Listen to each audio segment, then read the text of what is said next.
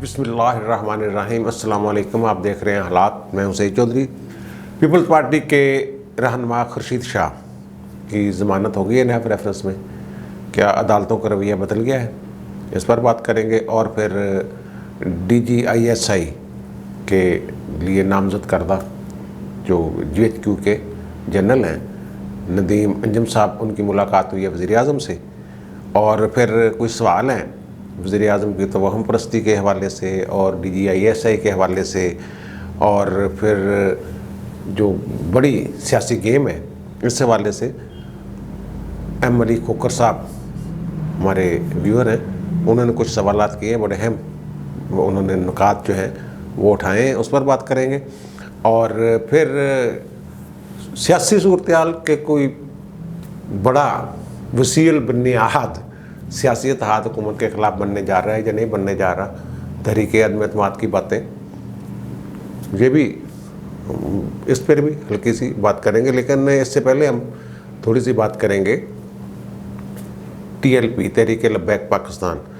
कल मैंने जिक्र किया था, मेन स्ट्रीम मीडिया ने तो उसका वो सारा नज़र ही नहीं आ रहा वहाँ पे वो जो हो रहा है। तो वो साद रिजवी जो उनके अमीर हैं, उनकी गिरफ़्तारी के हवाले से कि वो 12 अप्रैल से गिरफ़्तार है, नज़रबंद है, उनके ख़िलाफ़ मुकदमात भी हैं। वो मैंने कहा था भाई एक कानूनी रास्ता इख्तियार करें। वो सुप्रीम कोर्ट की एक जजमेंट है नसीम चौधरी साहब की, बड़ी पुरानी है। उन्होंने उसमें कहा था कि यार ये जो है ना, इनको दहशतगर्द पुलिस और इंतज़ामिया बनाती है। ये खैर मैं इनको दहशतगर्द तो नहीं कहता, लेकिन वो दहशतगर्दी के मुकदमे के में किसी में उन्होंने कहा था, उन्होंने कहा यार इनको बिला वजह नज़रबंद करके और जेलों में डाल के इस तरह इज्तनाब करें, इस तरह की कोई जजमेंट थी। बड़ी पुरानी बात है, तो मुशर्रफ दौर की बात है। तो अब उसी तरह का मामला इन्होंने किया हुआ है साद रिजवी साहब को। आज लाहौर में सूरत-ए-हाल ये है, बल्कि पूरे पंजाब में, कि घरों में घुस के जो TLP तहरीक लब्बैक पाकिस्तान के कारकुन हैं उनको गिरफ़्तार किया जाए। बेचारे वो डर के इधर उधर जो हो गए, उनके घर वालों को, वालिदैन को पकड़ के थानों में ले गए हैं। वो उनसे साइन और जो दाखिली और ख़ारजी रास्ते हैं शहरों के, वो बंद कर दिए गए हैं। लाहौर में मेट्रो जो ट्रेन है उसके स्टेशन ज़ाहिर है वो गुज़रती है समनाबाद से, जो इनकी हेडक्वार्टर है, मरकज़ी दफ्तर है इनका तहरीक लब्बैक का, मस्जिद रहमतुल्लाह आलमीन के पास से। वहाँ इन्होंने धरना दिया हुआ है। वहाँ 2-3 स्टेशनों पे जो हैं 16 और 17 नंबर स्टेशन है, वहाँ कोई तोड़ फोड़ के वाक़यात सुनाए हुए हैं। पुलिस पहुँच गई है जनाब, और ऑपरेशन की कोई तैयारियाँ हैं। और जो मोबाइल सर्विस है वो बंद है उन इलाकों में, ये चबुर्जी से लेके गुलशन इकबाल और गुलशन रावी, फिर सब्ज़ादार, यतीम खाना, समनाबाद, इकबाल टाउन, वहाँ जो मोबाइल सर्विस है और इंटरनेट सर्विस है वो बंद कर दी गई है। बल्कि PTCL सर्विस भी जो है वो मुअत्तल है इस वक्त। तो ये सूरत-ए-हाल इस तरह कोई गंभीर होगी हुई है। तो इसका यार सीधा सीधा रास्ता होता है, कानून के दायरे में रह के आपने जो काम करना है करें। वो हफ्ता 10 दिन हो गए उनको, वो सड़कों पे थे, पुरअमन मुजाहरे कर रहे थे, लेकिन उन्होंने बार बार वार्निंग दे रहे थे कि कानूनी रास्ता इख्तियार करें, बंदे को छोड़ें, साद रिजवी साहब जो उनके अमीर हैं। लेकिन ये अपनी मौजों में थे, बल्कि ये अदालतों से भी फैक्ट्स छुपाते रहे हैं और रिव्यू बोर्ड से भी। वो इस पे मैं भी लाग कर चुका हूँ। लेकिन बहरहाल अब मामला गंभीर हो गया है। शेख रशीद साहब जो कल मैंने जिक्र किया था छुट्टी पे जा रहे हैं, वो आज तकरीब में थे इस्लामाबाद किसी में। वहाँ वो कह रहे थे अगर पुरअमन रहेंगे तो कुछ नहीं होगा, लेकिन पुरअमन रहने कहाँ देते, इनको तो पुरअमन रहने नहीं देते। और फिर सुना है कि उन्हें कोई फ़ोन आया अचानक और वो भागम भाग निकले। कोई अहम इजलास हो रहा था वज़ीर आज़म हाउस में, जिसमें ज़ाहिर है अमन अम्मा की सूरत-ए-हाल और ये वो। और वहाँ वो कह रहे थे शेख रशीद साहब कि वो हम सहाफ़ियों से गुफ्तगू के दौरान कि जनाब ये अगर फ्रांसीसी सफ़ीर को हम वापस भेज देते हैं, निकाल देते हैं, तो फिर तो हम पूरी यूरोपीय यूनियन से जो है वो फड्डा ले लेंगे वगैरह वगैरह। भाई फिर पहले वादा क्यों किया था? आप लोगों ने वादा किया था ना उनके साथ कि असम्बली में लेके जाएंगे, जो भी करेंगे। और फिर अदालत में भी आप लोगों ने ये कहा कि ना कोई कानूनी हैसियत नहीं, जो हमने मादा किया था वो मादा किया क्यों था? वो तो इस्लाम में तो ये है रियासत मदीना का, तो ये है जो रियासत मदीना के वाली, उनका तो ये फरमान है कि जिसका अहद नहीं उसका दीन नहीं, और ये हुक्म है।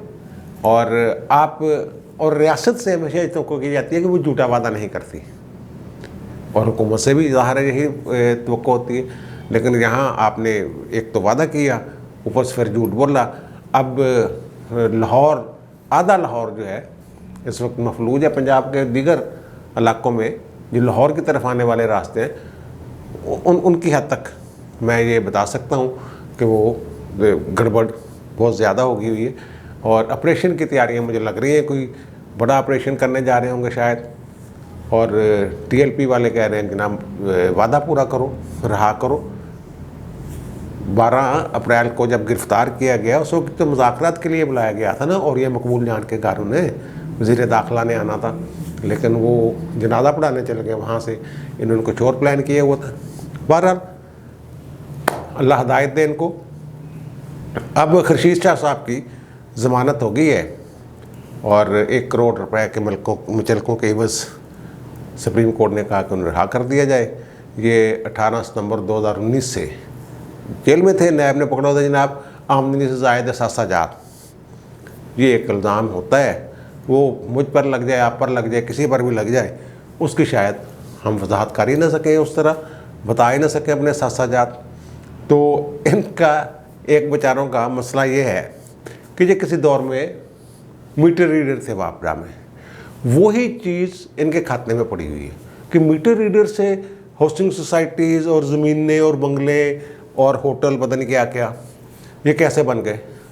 वो कह रहे मेरे पास यार ये सारा कुछ मैं बता रहा हूँ, जो ट्रांजैक्शंस हैं, जो कुछ है, जो ज़मीन के बदले ज़मीन ली मैंने, वो सारा रिकॉर्ड मौजूद है। लेकिन वो चक्कर वही आ जाता है कि मीटर रीडर से कैसे, वो मीटर रीडर के लिए मना है तरक्की करना। ये 1970 में जो कॉलेज था इस्लामिया साइंस कॉलेज, उसकी जो स्टूडेंट यूनियन थी उसके सदर थे। यानी स्टूडेंट यूनियन, छोटा कॉलेज हो या बड़ा, वहाँ जो सदर बनता है वो उस इलाके की जो मुमताज़ फैमिलीज़ होती हैं उनमें या खाते पीते घर का बंदा होता है, ये नहीं होता, या फिर बहुत ज़्यादा पॉपुलर होता है। 2-3 वजूहात होती है ना कि नुमाया वो शख्स होता है, जैसे वो 1970 में ये यूनियन के स्टूडेंट यूनियन के प्रेसिडेंट थे, फिर बीच में इन्होंने कहीं नौकरी कर ली होगी। जो स्टूडेंट यूनियन का प्रेसिडेंट होने का मतलब मैं ये लेता हूँ कि वो बहुत ही कमज़ोर माली हालत वाले घर का बंदा नहीं हो सकता, ये बात है। इसका मतलब है कि ये कुछ ना कुछ खाते पीते थे। लेकिन वो सियासी रवायती जो वो डेरे हैं सिंध के, उन या रवायती सियासतदान उस तरह का घराना नहीं था इनका। फिर इन्होंने कोई नौकरी शोकरी कर ली, फिर 88 में टिकट मिल गया इनको, 1988 में, और ये सिंध असम्बली के मेंबर बन गए। तो मुसलसल और ये एक नुमाया सियासतदान और नुमाया किरदार के तौर पर ये है। और पीपल्स पार्टी वाले अहमद अली शाह और दीगर से इनके इख्तिलाफात भी होते रहे, लेकिन इस बुनियाद पर कि जनाब ये मीटर रीडर की ऐसी, वो जैसे नवाज शरीफ लोगों के पीछे लोहार मीटर रीडर। और भाई वो जब दे रहा, सुप्रीम कोर्ट ने आज कहा है, कोई एक सबूत बता दें आप। वो 44-45 पता नहीं कितने गवाह हैं इसमें, वो 7-8 के अभी तक बयानात हुए हैं। 2 साल उसको पहले अंदर हो गए रहते वो जेल में, और 2-3 साल में मज़ीद नहीं इनके वो गवाह मुकम्मल होने थे। और अभी तक कोई भी ऐसी शहादत, सुप्रीम कोर्ट ने कहा है कि कोई शहादत बज़ाहिर ये पेश नहीं कर सके। और मैंने अर्ज़ किया था वीलाग में, जो मुझे रेगुलर सुनते हैं उनको तो शायद याद आ जाए थोड़ा बहुत, कि अदालतों पर जो दबाव है वो शायद ख़त्म हो गया है।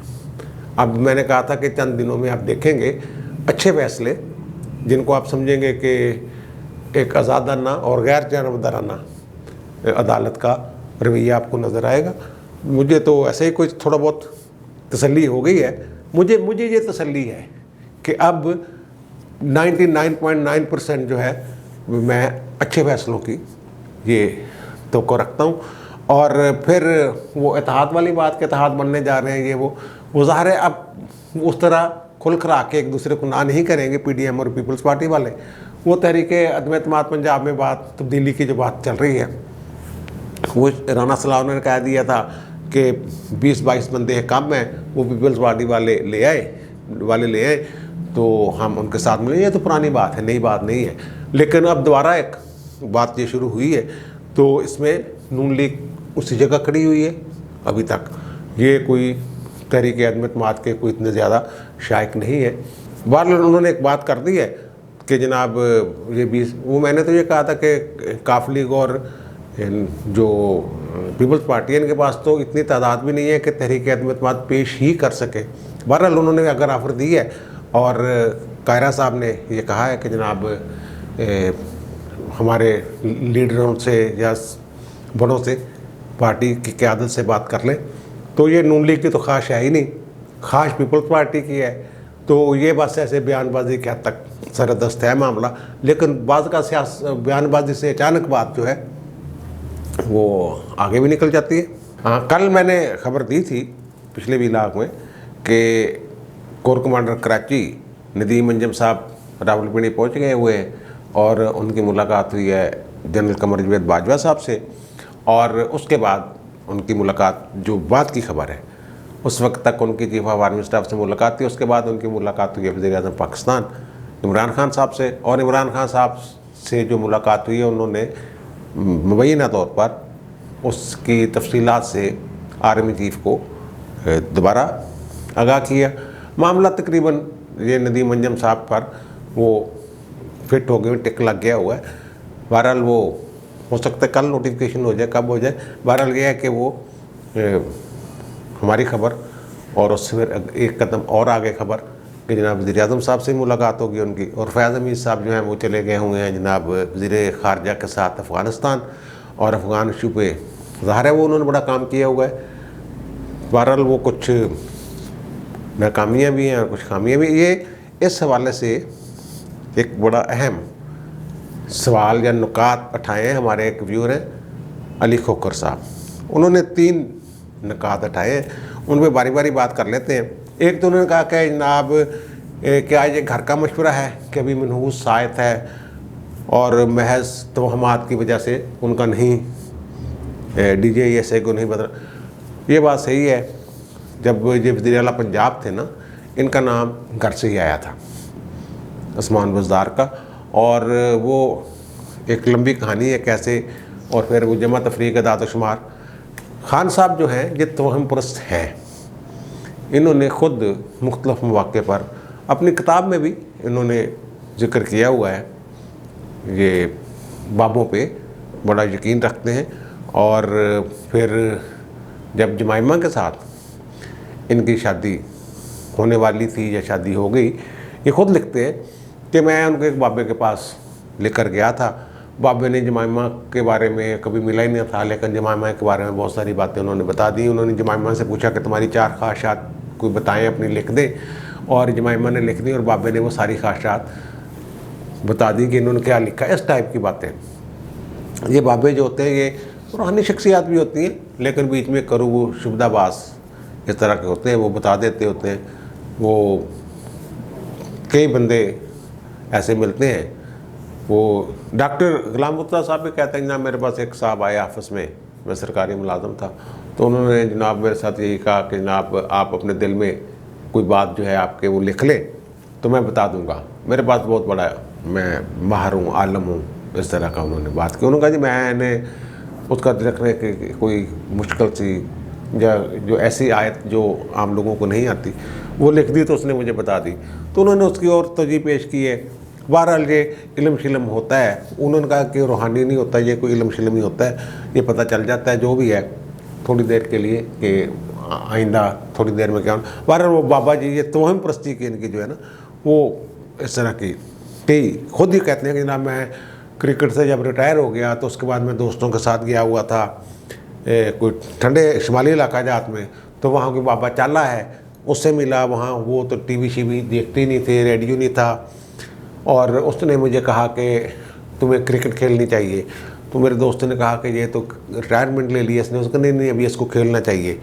तो इस तरह की बात वो वो भी चाह रहे थे ज़िया-उल-हक भी कि ये भी क्रिकेट खेले और फिर मैं भी कोई उन्होंने बंदा, यार बंदे होते हैं ऐसे भेज देते हैं, वो भेज बदला के हो जाते हैं। और वो जनाब बाबे चाले ने मेरे एक दोस्त सादिक से ये कहा, खान साहब खुद के लिए बता रहे हैं कहीं कि तुमने गलत बंदे के साथ वो के पास रकम फंसा ली है। वो कहते हैं हाँ, बाद में फिर वो दब गई थी। और फिर ये कहते हैं कि मेरी वालदा के पास एक खातून आई जो साहिब इल्म थी, तो उन्होंने मेरे बारे में कहा कि ये नाजरा क्यों नहीं पढ़ता, तो मेरा दिल धड़कने लग गया। मेरी वालदा ने कहा नहीं, मौलवी साहब आते हैं, रोज़ाना पढ़ाते हैं इनको।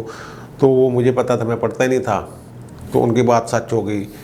और फिर ये जो आखिरी इनकी शादी है वो भी ये हिसाब किताब के लिए और दीगर मामलात फैज़ के लिए वहाँ जाते थे।